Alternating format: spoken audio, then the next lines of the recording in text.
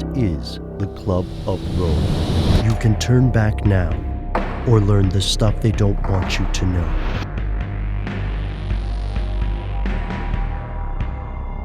Here are the facts.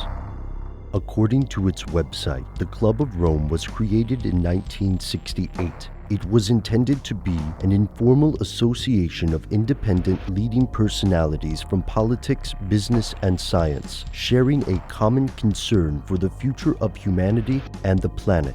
In other words, a think tank. And the club has been busy. Since its founding, the Club of Rome has released 33 reports on the future of civilization. The most famous of these is a book called The Limits to Growth, which studies the consequences of unlimited economic and population growth. On the surface, the club's work is well-intentioned. However, to its critics, the Club of Rome is much more than that. Here's where it gets crazy. Like the Bilderberg Group or the Committee of 300, the Club of Rome often crops up in conspiracy theories. The club has, for some time, predicted that a new global system will be needed to address looming worldwide problems such as pollution and resource scarcity. Specifically, statements like the following from The Limits to Growth send chills up the spine of those worried about a new world order. We are convinced that we are in the early stages of the formation of a new type of world society, which will be as different from today's as was that ushered in by the Industrial Revolution from the society of the long agrarian period that preceded it.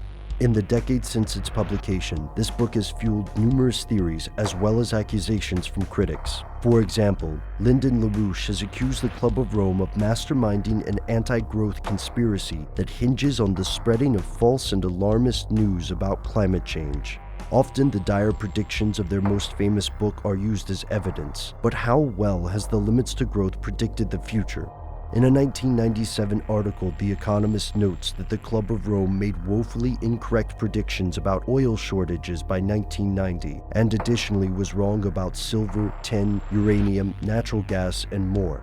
However, in 2008, the New Scientist noted a study by Australia's Commonwealth Scientific and Industrial Research Organisation found that their data supported the book's forecast of economic collapse.